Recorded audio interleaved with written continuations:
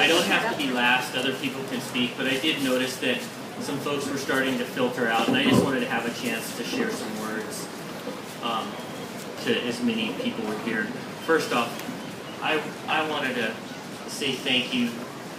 I live in southern Illinois, and the thought of trying to organize something from however many thousands of miles away that was a bit overwhelming, to say the least. And immediately Selvi and Joan and people just started calling and offering help, and this is just absolutely beautiful, and I want to thank everyone who helped.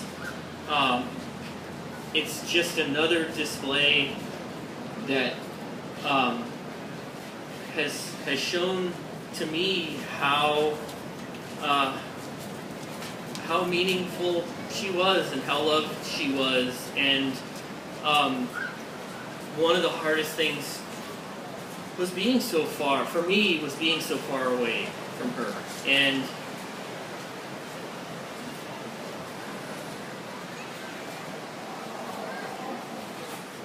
And I know that she had things that she hurt about. And the older we get, I think the more we want to be a little bit of the parent role for our own parents. And seeing you all here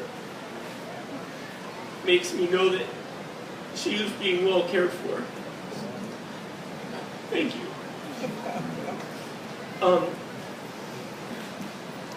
I'm sorry I forgot your name already. Stan. You know, when Stan mentioned that how you can go through knowing somebody for a long time and never learn things that may have been very salient parts of their history. And so I just wanted to throw out a couple of things that many of you may know, but that I'm proud of or that I think are just important. Most of you probably know that she lost her mother as a teenager, and that was incredibly formative. And I'm sure it was a huge, and her subsequent relationship with her father was a huge part of the development of her own addictions. I'll come back to that, but just as far as some other little things that I may have gotten this wrong, but I'm pretty darn sure that she was prepared to graduate from high school in 3 years and actually was accepted into university, but her dad wouldn't let her go, so she finished out. She was prom queen.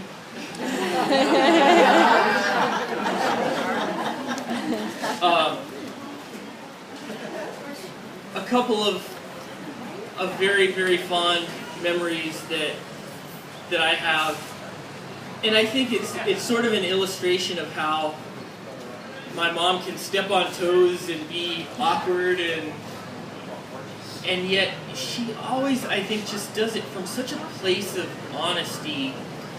So when I was in college, there was a friend of mine named Dave who, he really is one of my best friends.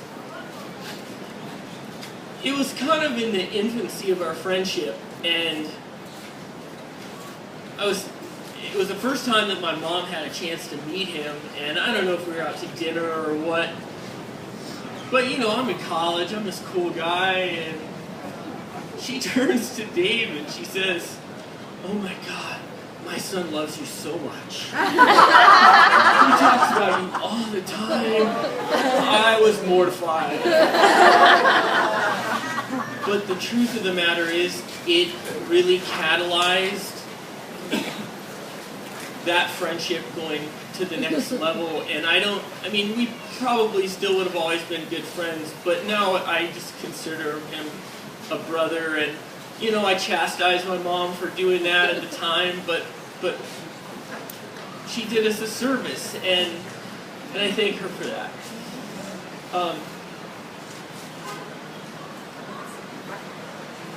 I think we all know that having relationships with our parents is challenging, no matter how good of a job they do. I never ever questioned my mom's love for me. And she was never withheld expressing that. And, you know, I think during her years as an addict,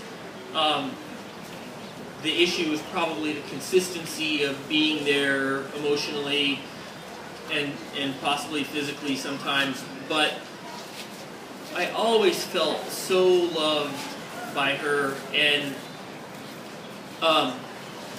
even though those weird, complex fishing line knots that get created in relationships with parents may never completely get worked out, and we even, you know, some of you probably know we went through a spell of 5 months or so where we weren't really speaking. And in a way, I think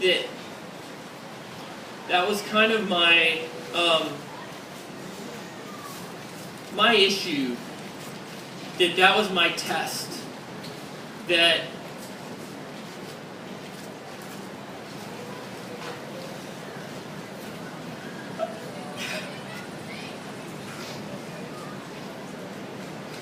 I needed to say, Mom, if I need you to stay away, you need to show me that you can stay away. And she did. And I'm just so happy that we got to reconcile and come back together and be at a place of love together. And that was 5 days before she went to the hospital.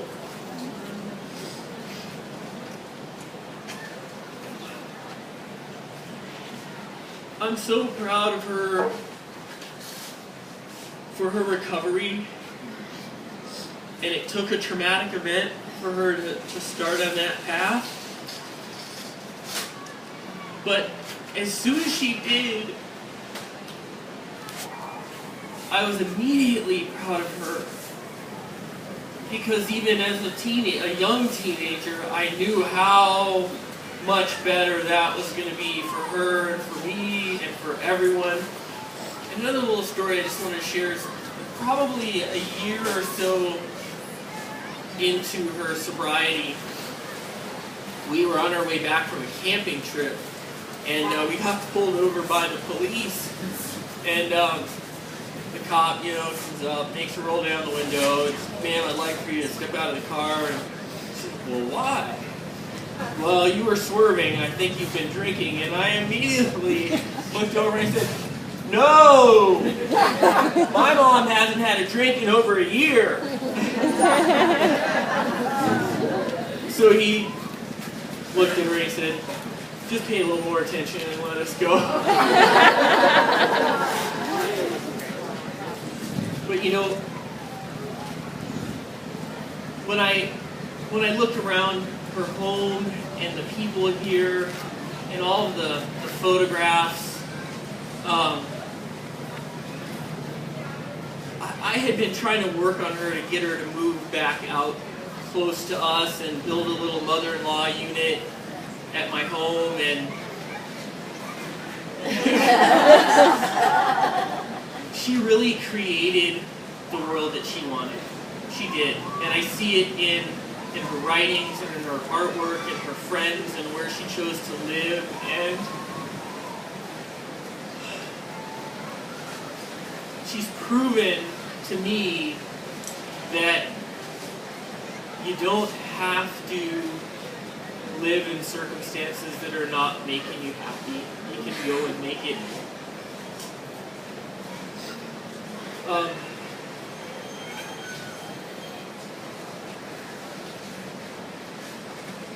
The last couple things I want to say. One, just because I love this so much. Yesterday when Gwen was helping out to move some stuff. Where are you, Gwen? We were talking and somehow it came up that my father had died as well. She said, "Oh, well, congratulations." I won't tell the whole story, but the short of it is, she basically said, that means that God knows that you're ready to do it now on your own. And that meant a lot. And I'm happy we can go on, more people can share, but I know one of the things she loved so much was swimming with the dolphins, and I'm just really happy that we're going to be able to spread her ashes so she can swim with the dolphins.